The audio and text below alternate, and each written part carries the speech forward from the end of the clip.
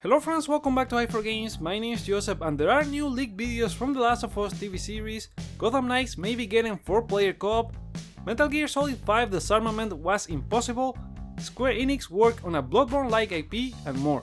Let's get into the PlayStation news. We start with leaks from the set of the upcoming The Last of Us TV series from The Last of Us TV via Eurogamer, currently being shot in Calgary, Canada.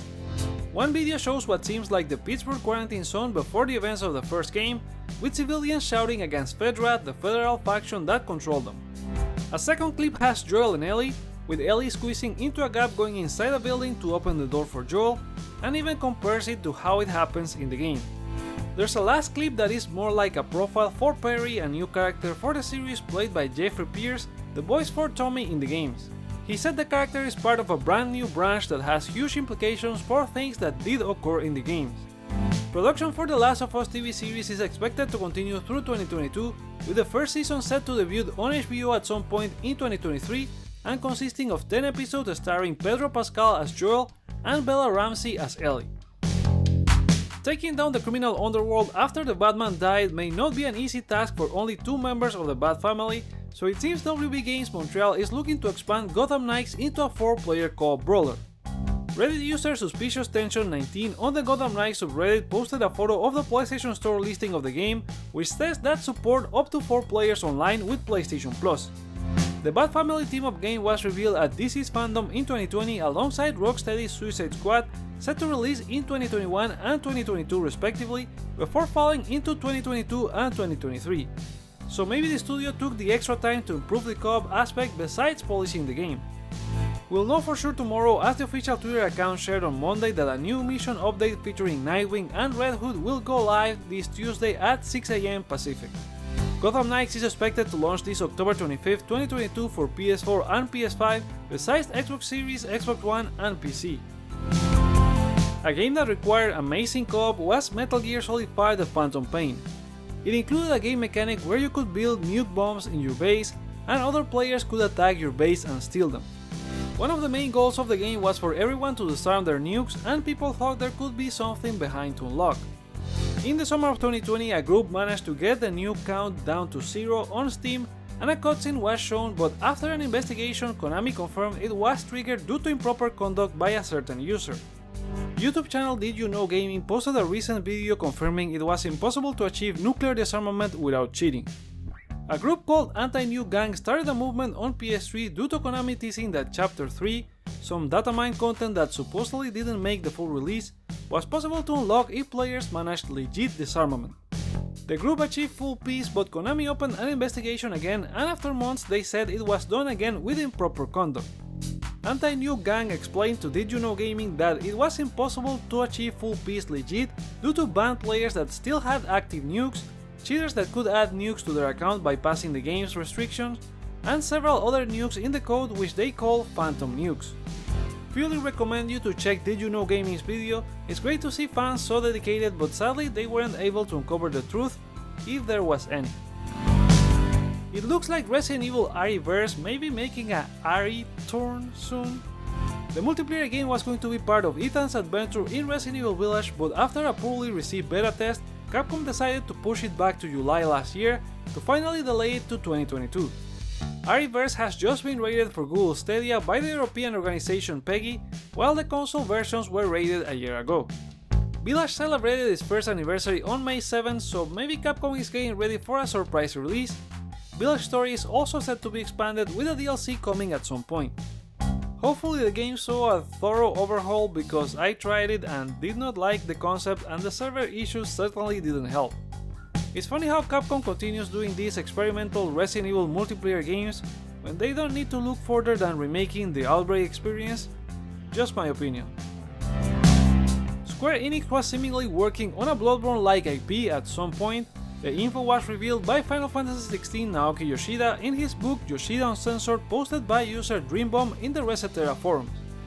Yoshida was working on the project alongside Hiroshi Takai, Hiroshi Minagawa and Kazutoyo Mahiro. According to Takai, it had the same weapons and guns, and it was in a gothic style. Minagawa also told how he freaked out after From Software revealed their game. it was planned to be a hardcore action game with some sci-fi and sort of a 4 vs 1 multiplayer mode where one player took on the others with stronger abilities. However, if he lost, his character would end up being deleted. Yoshida said it was a vicious system. Square cancelled the game after a year, and as Takai stated, the development took around 6 to 8 months, but a lot of trial and error phases led to frustration, and even Yoshida didn't believe in the project, saying in his book that it would have been a huge failure. We stick with Square Enix as Greg Miller confirmed on the latest episode of PS I Love You XOXO that one of the rumors he heard back in March into what would have been a huge week of news for PlayStation was indeed them acquiring Square Enix. He heard from multiple sources, but there were a million things going around the rumor to take it with the usual grain of salt, but in the end maybe it was just referring to Square selling Crystal Dynamics, Eidos Montreal and Square Enix Montreal. Last week, VentureBeat's Jeff Grubb also confirmed the same, but still doesn't know if it will end up happening. But what do you think? Do you think Square will remain independent or sell to Sony or another company?